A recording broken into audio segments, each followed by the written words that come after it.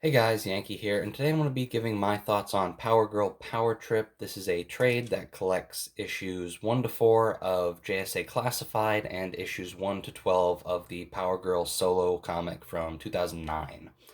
Before we get into the book, I just want to say that I got a new phone, and I record all my videos on my phone, so I don't know how this looks. It should hopefully look better. This is a newer phone. I don't know how it sounds. This is the first video I'm making on this, really. So we'll see. I've already had to try and light things differently. I've never had good lighting, but trying to fix it here was sort of a pain. But uh, we'll see. This is basically a new thing for me, so it might take a bit to get used to. But anyway, let's get into Power Girl. Um, I guess we'll just start with I've sort of broken it up. There's like 5 arcs really. The first 4 issues of JSA Classified sort of give Power Girl a new origin story. It retcons her old one, and I'll get to that in a minute. Um, and then for the solo run, the 12 issues of that, there's kind of like 4 arcs really, about 3 issues each, and there's a few smaller things that happen between them, but I probably won't bring those up because I don't think they're as important to talk about. So let's start with the JSA Classified stuff. It was written by Jeff Johns with art by Amanda Connor, and Amanda Connor does the art for the whole book here. Um, and I really like her art. I enjoy it a lot. But let's start with JSA Classified. This, like I said, is sort of retconning her origin and giving her a new one. Um, as far as I am aware, and I'm not an expert, so I could be way off, but she was introduced in like the 70s as Superman's cousin from Krypton. She was basically an alternate Earth's version of Supergirl. And then in Crisis on Infinite Earths, when they basically got rid of all those other Earths, they didn't want many Kryptonians running around. Um, so she became Atlantean. And JSA Classified basically gives her a new origin where she is originally from Earth 2. Um, and when Earth 2 got wiped out, she just sort of ended up here. And then it's just a mess. But her new origin is she's Kryptonian, just from another Earth. Um, but it also sort of acknowledges that she was Atlantean, and like her powers are sort of fluctuating a bit in those 4 issues. This isn't really a problem in the series itself, but um, it tried to give her a whole new story while also a whole new backstory while also sort of acknowledging what had come before it, which is uh, kind of a mess, but I guess it's the best you could do. Um, anyway, those JSA Classified issues aren't my favorite. I've read some Jeff Johns stuff now. I can't say I'm a big fan of his. Um, one of the worst parts of this book is Power Girl's outfit, right? People laugh about the boob window or whatever, um, but whatever. It's just a costume. Jeff Johns tries to explain why she just has the hole in her shirt instead of it just being like that she just likes it, right? And that was really stupid. And the excuse that he gave is it's nonsense, and I hate it. Um, anyway, that's JSA Classified. It's okay. Oh, I forget what the villain's name was in that, but he was kind of cool.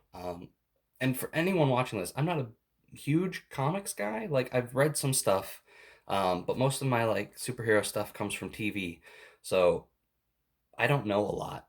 Um, Psycho Pirate, I think was his name. He was kind of cool. But also those 4 JSA Classified issues, I assume lead into the next arc in that series, because it ends on a cliffhanger that isn't resolved at all in the rest of the book. Um, anyway, let's get into the Power Girl comic itself. Like I said, it collects the first 12 issues of the Power Girl series, which was done by uh, Jimmy Palmiotti, Justin Gray are the writers, and Amanda Connor does art. Um, the first arc has her fighting against Ultra Humanite, which is a character that I was not familiar with. He is a big white gorilla that has like a human brain. Um, and it was okay. I'll say right up front, I didn't really care for this until like the back half. I thought the JSA classified stuff was sort of dull. The first arc with Ultra Humanite was sort of boring. Um, I don't know. He just wasn't. He wanted to destroy. Oh boy, I can't even remember what he wanted to do. Uh, this takes place in New York, by the way. He wanted to destroy New York. He like lifted it into the sky or something, and then he also wanted Power Girl's body to put his brain in.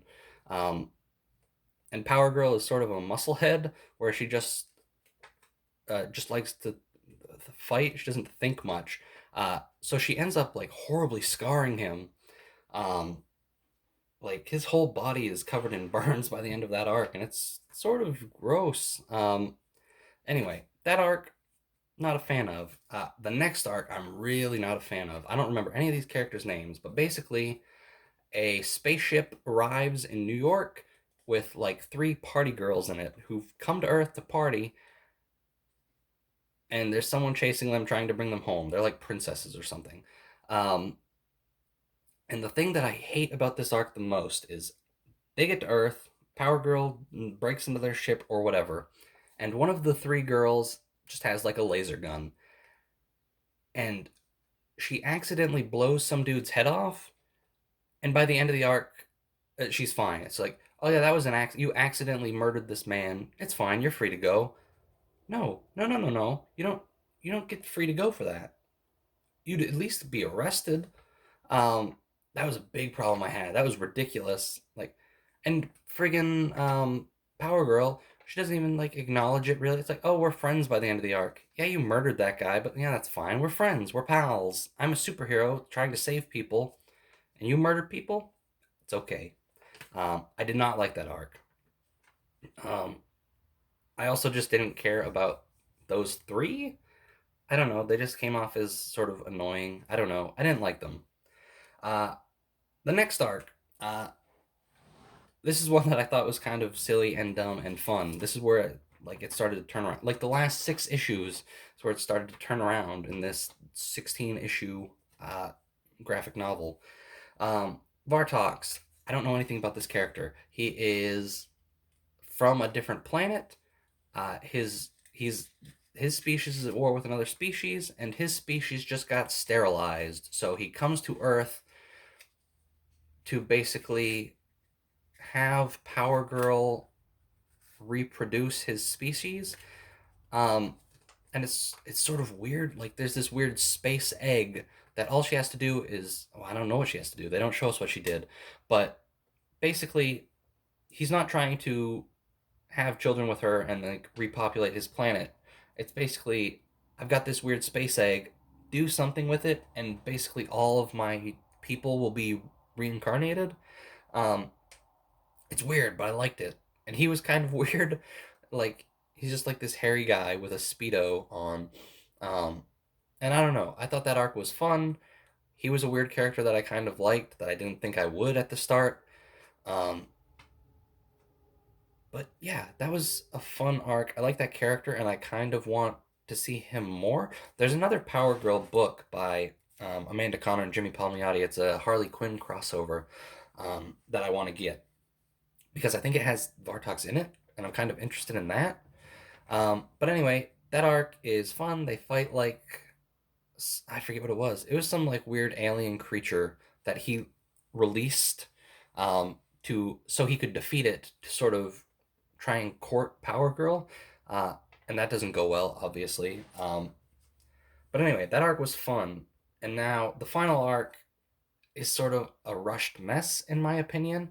So basically, in the first arc of this solo series with Ultra Humanite, we get a flashback with him that explains how his brain got into the gorilla, and it was put in there by a woman named Satana, and she comes up at the very end to be uh, I guess the villain for the final arc. She attacks Power Girl. She has like this weird hammer thing that really affects her. I think it does it through vibrations, because she's Kryptonian, so she's really strong. But then she gets defeated, and then she goes to team up with some guy. I forget what his name is. Dr. Savannah, I think, from Captain Marvel. Um, she goes to team up with him, and then he betrays her and then kills her, and that's it. So she fights Power Girl, is defeated, flees to make a new plan to sort of attack her, and then is killed by somebody else unrelated. Um, I don't know. It was kind of. I like that arc a bit because it had to do with Power Girl and Atlee. And I haven't brought up Atlee at all. She's sort of like Power Girl's sidekick a little bit. She has Earth powers, and she was fun. Um, but yeah, like Ultra Humanite got put in her body, and it was weird, and it was a mess. But I don't know. Those last two arcs were enjoyable, but excuse me. I don't know. The first half of the book was just sort of dull, in my opinion. Um, but I don't know. If you could get this cheap, I'd say read it. Um, but there's also, speaking of Atlee, she was introduced in a four-issue sort of mini-series, which sort of, I assume, explains how her and Power Girl became close or whatever. And that's not in here. So you might want to go read that on your own. It's just a four-issue Terra mini. Um, but anyway, this book was okay.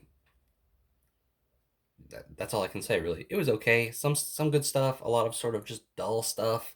I didn't hate it, but for the first like half or so, I was just sort of reading it to get through it, and then by the second half, I was reading it because I was enjoying it.